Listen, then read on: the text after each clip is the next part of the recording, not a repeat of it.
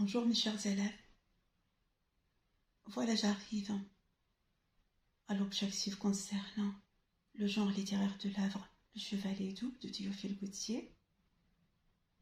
Cette œuvre est-elle une nouvelle fantastique ou plutôt un conte merveilleux?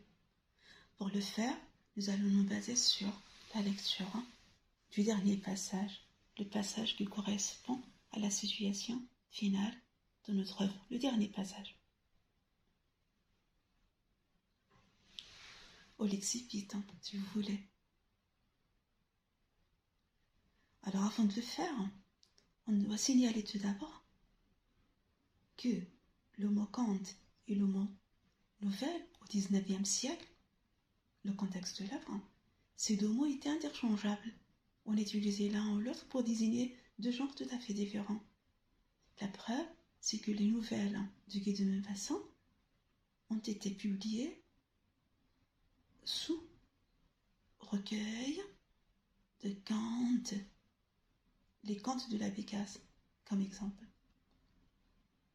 C'est seulement au XXe siècle qu'on commence à distinguer entre ces deux genres et on les considère comme étant deux genres littéraires tout à fait différents, de point de vue forme, mais aussi de point de vue fond. Maintenant, pour le faire, c'est-à-dire pour identifier le genre de cette œuvre, on va passer tout de suite à l'excipit. Là,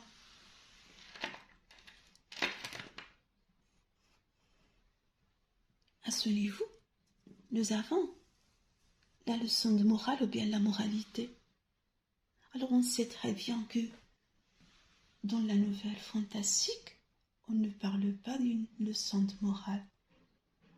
C'est seulement dans un conte que le narrateur se permet de s'adresser au lecteur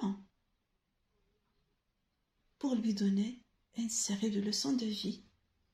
Mais dans la nouvelle fantastique, c'est plutôt le contraire.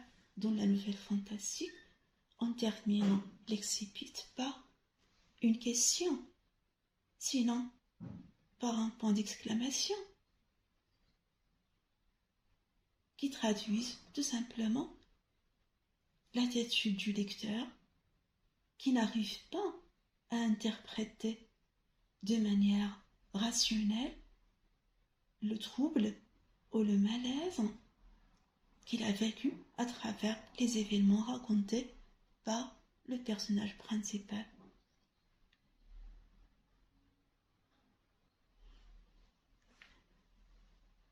Une autre caractéristique, nous pouvons regarder de près le texte. Nous avons par exemple ici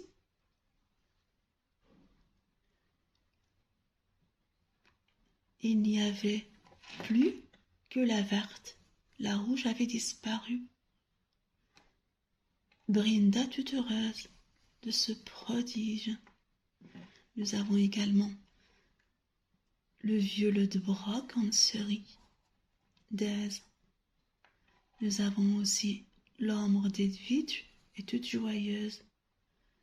Nous avons l'enfant du noble seigneur Ledborg a enfin vaincu l'influence maligne de l'œil orange, du corbeau noir et de l'étoile rouge. L'homme a terrassé l'incube. Avec cette série de phrases que je viens de souligner, on montre ici que le problème est résolu. C'est un dénouement. Le problème est résolu.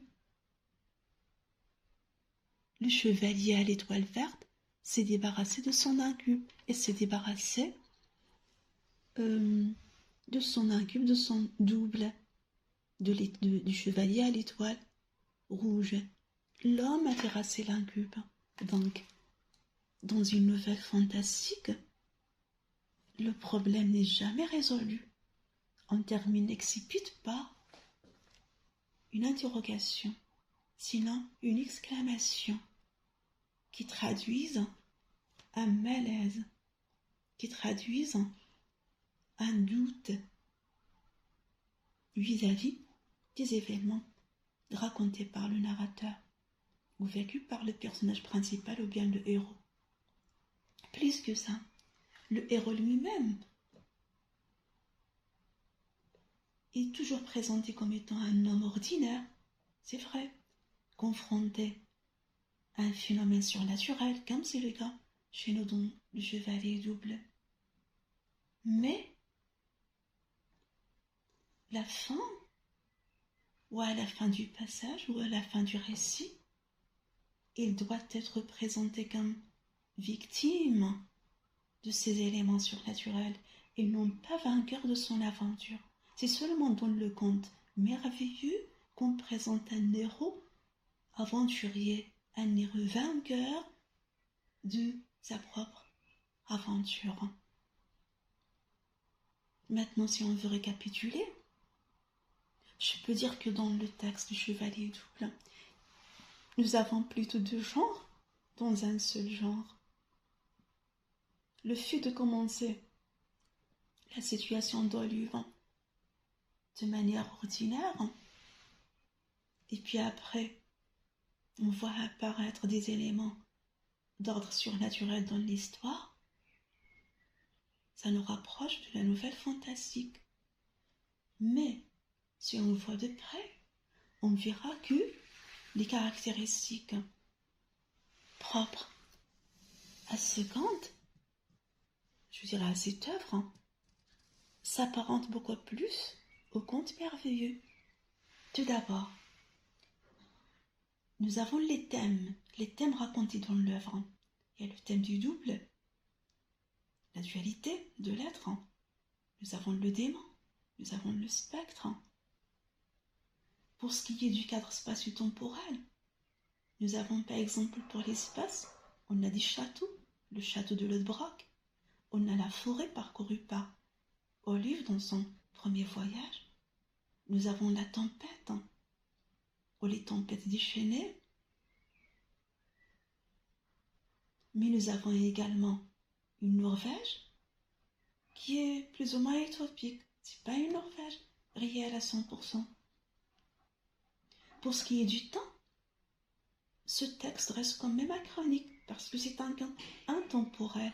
Si on dit il y a quelques mois, on précise quand même pas le temps.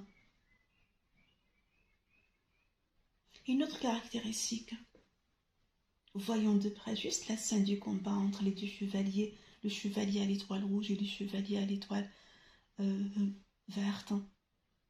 Les deux chevaliers, lors du combat, s'entretuent, mais en même temps leurs chevaux aux dimensions d'éléphants s'entretuent. La même chose pour les 4 chiens. Mais ce sont des choses qui relèvent du merveilleux. Ce sont les mêmes éléments qu'on rencontre le plus souvent dans le merveilleux. Et ça représente les épreuves et les batailles qui sont les éléments propres à ce genre littéraire et non pas à la nouvelle. Dans le même cadre, on peut citer encore comme exemple des créatures et des êtres mythologiques. Nous avons les elfes, nous avons les Vili, nous avons Odin. D'ailleurs, Odin le dieu, on reconnaît également ici lorsqu'on parle de la légende de Norvège, vers la fin, vers la dernière phrase. Si vous demandez qui nous a apporté cette légende ici, nous rappelle directement, ça nous rappelle directement la mythologie nordique, dans Odin et le dieu.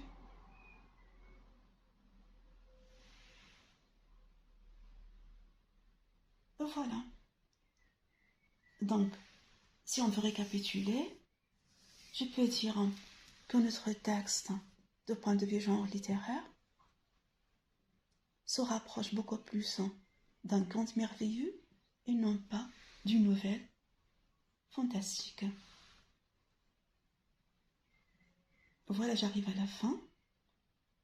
Je vous remercie pour votre attention et à la prochaine vidéo. Au revoir.